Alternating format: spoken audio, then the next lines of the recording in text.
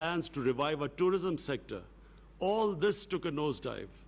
And I know that this is the problem with most of the countries, but specifically the developing countries face this problem.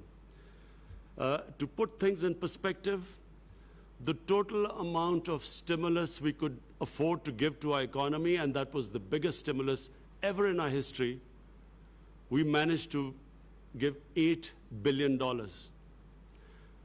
And so when you compare it with countries like the United States, from what I heard, they're giving $3 trillion, Germany $1 trillion, euros, Japan $1 trillion.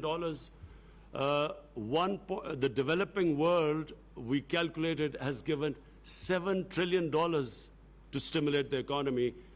And when you compare that with the developing world, unfortunately, we do not have the fiscal space to revive our economy, to look after the most vulnerable section of our society.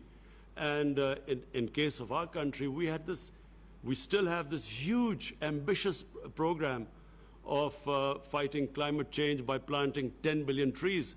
So all this money got diverted into dealing with the effects of the coronavirus lockdown.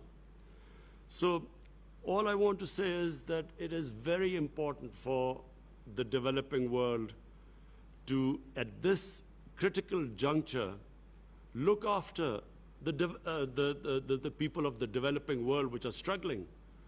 When I spoke to the prime ministers of Ethiopia, of the president of Egypt, prime minister of Nigeria, all of them are facing similar problems to what we are facing. And therefore, I really welcome the G20 for taking this big initiative of giving debt relief. But bear in mind, this really has to be thought through. This stimulus, this help to the developing world, I'm afraid has to be much bigger than so far it is being envisaged. Because, you know, you have the developing world with 1.5 billion people.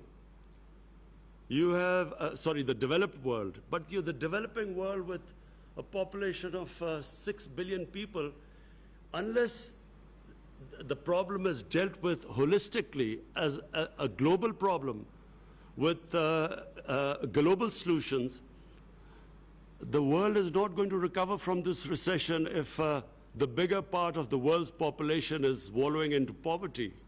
So therefore, I again, Mr. Secretary General, I congratulate you. I think this is again a great initiative.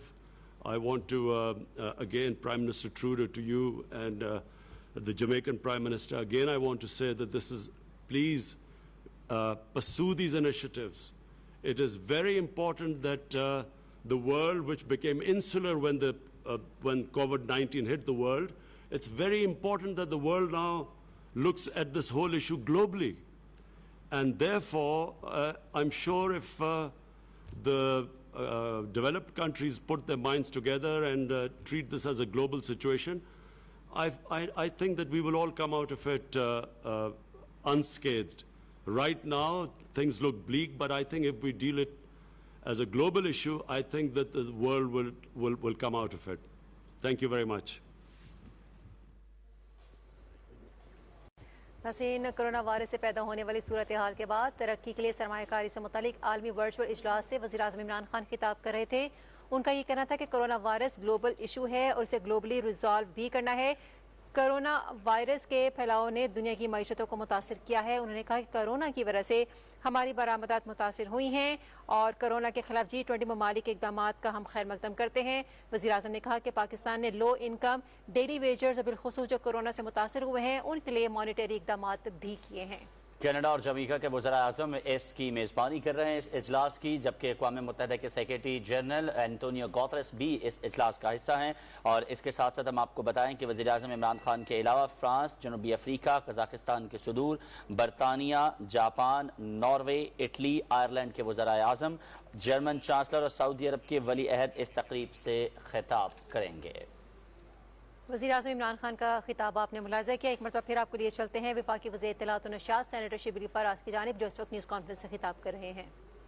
Major शहरों में जो अस्पताल हैं उसमें